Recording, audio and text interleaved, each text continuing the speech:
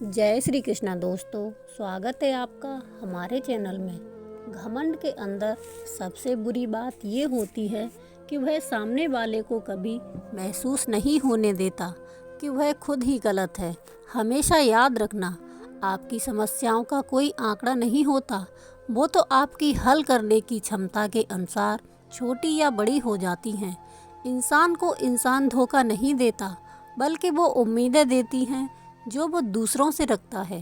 ज़िंदगी में किसी को उतनी ही तकलीफ़ देना जितना कि तुम खुद बर्दाश्त कर सको, क्योंकि तकलीफ़ें देने में बहुत मज़ा आता है, लेकिन जब खुद के ऊपर आती है तो बहुत रोना आता है।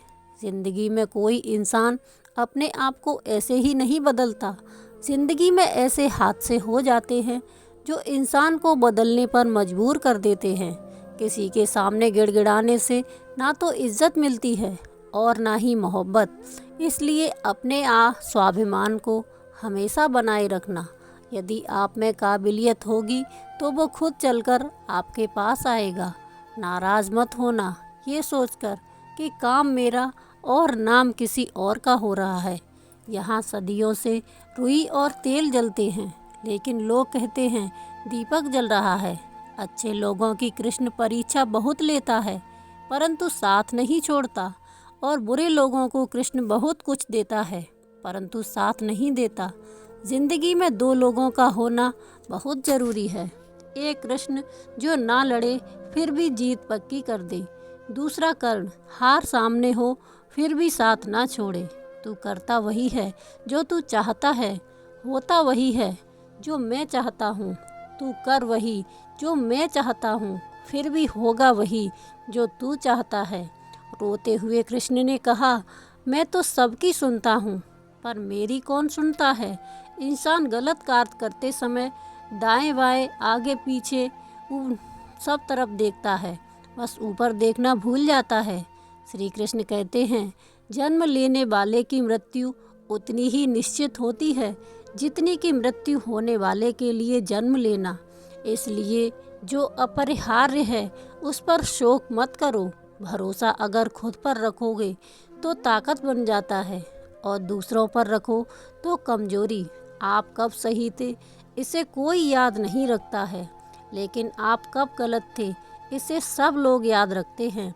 मैं किसी के भाग्य का निर्माण नहीं करता और ना ही किसी के कर्मों का फल देता हूँ।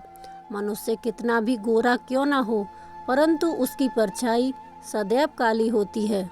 मैं श्रेष्ठ हूँ यह आत्मविश्वास है, लेकिन सिर्फ मैं ही श्रेष्ठ हूँ यह अहंकार है। श्री कृष्ण कहते हैं, तुम्हारा क्या है जो तुम रोते हो? तुम क्या लाए थे जो तुमने खो दिया? तुमने क्या पैदा किया था जिसका नाश हो गया? ना तुम कुछ लेकर आए थे, ना कुछ लेकर जाओगे। जो लिया यहीं से लिया, जो दिया यहीं पर दिया।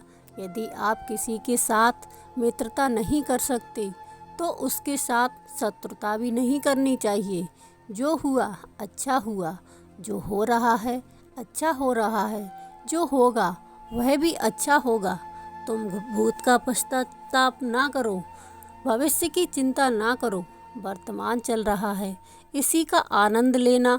राधा ने श्री कृष्ण से पूछा, प्रेम का असली मतलब क्या होता है? श्री कृष्ण ने हंसकर कहा, जहाँ मतलब होता है वहाँ प्रेम कहाँ होता है।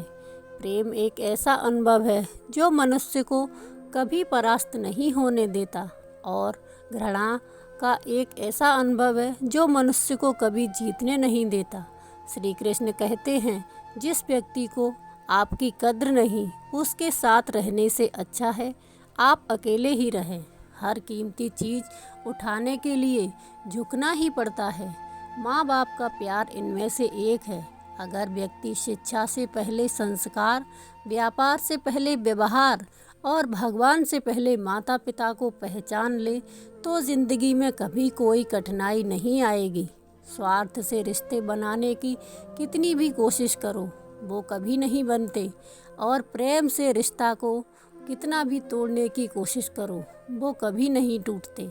हर किसी के अंदर अपनी ताकत और कमजोरी होती है। मछली जंगल में नहीं दौड़ सकती और शेर पानी का राजा नहीं बन सकता।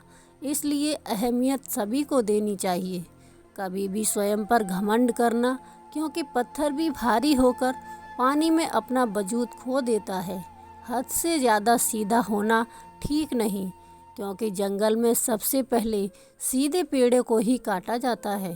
अच्छी किस्मत के लोग थोड़ा भी बुरा होने पर भगवान को कोसते हैं, और बुरी किस्मत के लोग थोड़ा भी अच्छा होने पर भगवान को धन्यवाद करते हैं। श्री कृष्ण कहते हैं, किसी को कुछ देकर अहंकार मत करना। क्या पता तू जो दे रहा है उससे अपने पिछले जन्म का कर्जा चुका रहा हो।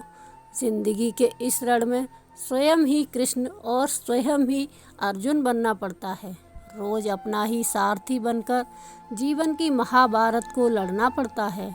सदा मौन रहना उचित नहीं है, क्योंकि इतिहास साक्षी है। संसार में अधिकतर विपदाएं इसलिए आईं क्योंकि समय पर मनुष्य उनका विरोध नहीं कर पाया। जब मनुष्य को अपने धर्म पर अहंकार हो जाता है, तब उसके हाथों अधर्म होने लगता।